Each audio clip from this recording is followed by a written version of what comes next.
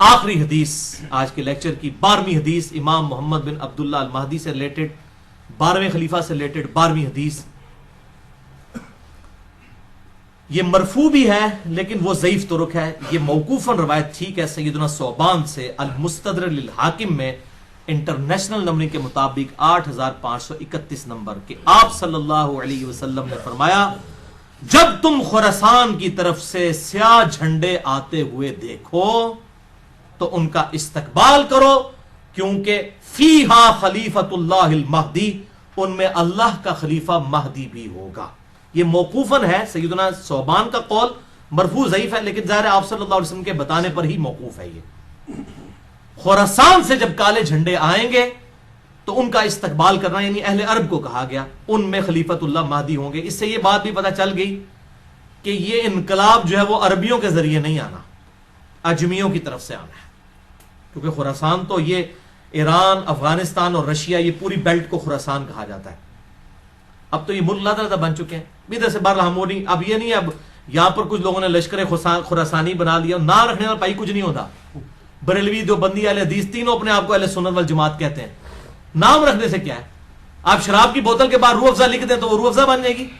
کالا جھنڈا آپ اٹھا لیں تو آپ مہدی بن جائیں گے. نام بھی رکھ دیں اپنے بیٹے کا محمد عبداللہ، کسی بیٹے کا نام محمد رکھ دے، ٹھیک ہے جی. کسی آمنہ نامی عورت کے ساتھ شادی کرے، بیٹے کا نام جو ہے عبداللہ رکھ دے. اس طرح امام مہدی نہ بننا ہے یہ اس طرح کی جعلی طریقے سے، نہ تو کوئی خراسانی بننا ہے تو نہ کوئی یہ کالے جھنڈے اٹھانے سے ہونا ہے. یہ اللہ تعالیٰ امت کو خود بخود اس حوالے سے، ورنہ تو قادیانیوں کا پتہ ایم ٹی وی ہے، مسلم ٹی وی قادیانیوں کا ہے، تو نام تو انہوں نے ایم ٹی وی رکھا ہے، تو قادیانی کیا مسلمان ہے؟ تو اس طریقے سے اگر کوئی لشکر خراسانی رکھ کے جو ہے وہ مسلمانوں کا قتل عام شروع کر دیتا ہے اور وہی کہتا ہے جی میں کوئی امام مہدی کے اس کے اوپر چل رہا ہوں اور کالا جھنڈا بھی اٹھا لیا ہوا ہے، تو اس سے تو کچھ بھی نہیں بننا. یہ کالی پگڑی پہن کے تو نہیں کچھ بن جانا. یہ تو سارا میک اپ ہے، آپ کر لیں. وہ اشفاق احمد صاحب صحیح بات کرتے تھے کہ جس جہاز کا انجن خراب ہو چکا اس کو آپ پینٹ کر کے نئی سیٹیں لگا کے اڑا نہیں سکتے، انجن تو خراب ہے نا اندر سے. تو آپ یہ لیپا پوتی کر رہے ہیں، مولوی داڑھی لمبی لمبی رکھ لیں، پگڑیاں باندھ لیں، کرتے شلواریں اوپر اٹھا لیں، ٹخنوں سے گنے پہ اٹھا لیں، تلواریں اٹھا لیں. اس طرح کرنے سے کوئی محمد بن عبداللہ المہدی یا اس کے گروہ کا بندہ تو نہیں مان جائے گا. وہ تو جب معاملہ ہوگا اسی وقت ہوگا. اور اس طریقے سے آج کل یہ میں غزوہ ہند والی بھی اکثر لوگ پوچھتے ہیں، خصوصاً جماعت الدعوہ والے، لشکر طیبہ اور یہ باقی لوگ وہ روایت لے کے چل رہے ہوتے ہیں. وہ روایتیں تو اس کی تقریباً ساری ضعیف ہیں، صرف ایک ہی اس کی صحیح روایت موجود ہے سنن نسائی کے اندر، انٹرنیشنل نمبر کے مطابق 3177 نمبر ہے. ایک چیپٹر کا نام بھی امام نسائی نے باندھا ہے غزوہ ہند کے نام سے. اس میں ایک روایت ہے کہ آپ صلی اللہ علیہ وسلم نے فرمایا، سنن نسائی 3177 انٹرنیشنل نمبر کے مطابق. اور ایک انٹرنیشنل نمبرنگ جو چل رہی ہے وہ اس میں 3175 ہے، دو کا فرق ہے. بل اس میں یہ روایت ہے کہ آپ صلی اللہ علیہ وسلم نے فرمایا میری امت کے دو گروہ ایسے ہیں جو کہ اللہ تعالیٰ نے ان کو آگ سے آزاد کر دیا ہے. پہلا وہ کہ جو پہلا گروہ وہ جو کہ ہند کے غزوے میں شریک ہوگا. غزوہ کہتے ہیں لڑائی کو، کوئی بھی لڑائی ہو. یہ جو غلط مشہور ہے کہ آپ صلی اللہ علیہ وسلم جس جنگ میں شامل ہوں وہ غزوہ ہوتا ہے اور جو آپ بھیجیں وہ سریہ ہوتا ہے. یہ بالکل جعلی بات ہے، ایسا نہیں ہے. یہ کوئی نہیں. غزوہ کہتے ہی لڑائی کو ہے، سریہ کہتے ہیں رات کے وقت نکلنے کو. تو غزوہ یا سریہ کی یہ ٹرمز بعد میں لوگوں نے ڈیوائز کی ہیں، ورنہ جو یہ غزوہ موتا بولا جاتا ہے اس میں تو آپ صلی اللہ علیہ وسلم کوئی نہیں تھے شامل. آپ تو مدینہ شریف میں بیٹھے ہوئے تھے جس میں خالد ابن ولید وہ رومن امپائر سے بچا کے لے کے آئے تھے لشکر.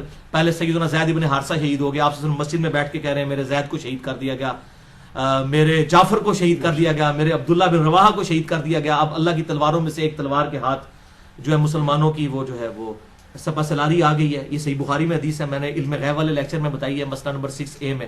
اللہ تعالیٰ نے آپ کو دکھا دیا اتنے 100 کلومیٹر دور کا منظر، تو آپ تو موجود نہیں تھے، جسے غزوہ موتا کہا جاتا ہے. حالانکہ غزوہ تو نہیں تھا.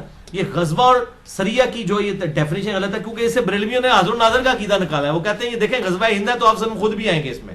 وہ پائیے پہلے ایک عقیدے ہی جعلی بناتے ہو، پھر اس میں فٹنگ کرتے ہو باتیں. غزوہ موتا میں بھی اللہ کے نبی تو شامل نہیں تھے، وہ کیوں غزوہ موتا ہے؟ ٹھیک ہے، تو یہ بالکل جعلی باتیں، کسی حدیث میں یہ تفریق نہیں ہے. یہ سنن نسائی 3177 کہ دو گروہوں کو اللہ نے آگ سے بچا لیا ہے. نمبر 1 جو غزوہ ہند میں شامل ہوں گے، اور نمبر 2 عیسیٰ ابن مریم کے ساتھ جو لوگ شامل ہوں گے. اس میں بھی اشارہ مل رہا ہے قرب قیامت میں ہی کوئی معاملہ ہوگا. وہ محمد بن قاسم جو ہے وہ اپنے اوپر یہ بشارت لگاتا رہا بنو امیہ کا، محمود غزنوی جو ہے وہ حملے کرتا رہا دولت کی لالچ کے اندر ادھر آ کے انڈیا میں, اور وہ سومنات پہ حملے کرتا رہا. کیا صوفی لوگ تھے, سارے درباروں میں بیٹھنے والے لوگ تھے. ٹھیک ہے, یہ لوگ اسلام کے لیے آئے تھے. آپ کیا سمجھتے ہیں ظہیر الدین بابر اسلام کی خدمت کرنے آیا تھا یہاں پہ؟ یہ مسلمان حکمران تھے, اسلامی حکمران تو نہیں تھے. یہ اسی طریقے سے تھے جیسے چنگیز خان تھا, بس یہ تھا کہ ان کے ساتھ مسلمان کا ٹائٹل لگا تھا, باقی ہے تو مسلمان تھے. یہ ہم نہیں کہتے کافر تھے, لیکن اسلامی حکومتیں تو کوئی نہیں تھی. تو اس طریقے سے وہ محمد بن قاسم اپنے اوپر لگاتا رہا, اس کے بعد محمود غزنوی اپنے اوپر لگاتا رہا, آج لشکر طیبہ اپنے اوپر لگا رہی ہے. او پائیے قرب قیامت میں ہونا, واللہ عالم یہ کس کے اوپر فٹ ہوتی ہے. اور باقی آپ کو تو ویسے ہی ہم بشارت دے دیتے ہیں, صحیح مسلم میں 553 نمبر حدیث ہے انٹرنیشنل نمبر کے مطابق, جس نے پورے خشوع وضو کے ساتھ وضو کیا اور 2 رکعت پڑھ لی تحیۃ الوضو جو ہے پوری توجہ کے ساتھ, اس پہ جنت واجب ہوگی. تسی پائی نہ بیڑی بیڑے شامل ہو تے نہ جناب تسی قسطنطینیہ دے حملے شامل ہو, تسی گھر بیٹھ کے پائی جنت دی بشارت لے لو. صحیح مسلم 553. اس تو بعد جو مرضی کر دے رہو.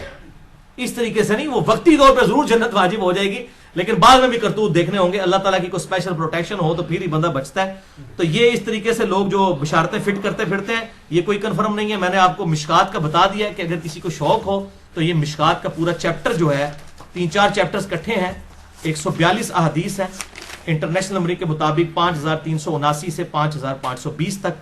یہ آپ قرب قیامت کی نشانیوں کے اوپر پڑھ لیں. اللہ تعالیٰ سے دعا ہے جو حق بات میں نے کہی اللہ تعالیٰ ہمارے دلوں میں راسخ فرمائے. اگر جس بات نے میرے منہ سے کوئی غلط بات نکل گئی تو اللہ تعالیٰ ہمارے دلوں سے محو کر دے. ہمیں کتاب و سنت کی تعلیمات پر عمل کر کے دوسرے بھائیوں تک پہنچانے کی توفیق عطا فرمائے. سبحانک اللہم و بحمدک اشہد ان لا الہ الا انت استغفرک و اتوب الیک وما علینا الا البلاغ المبین.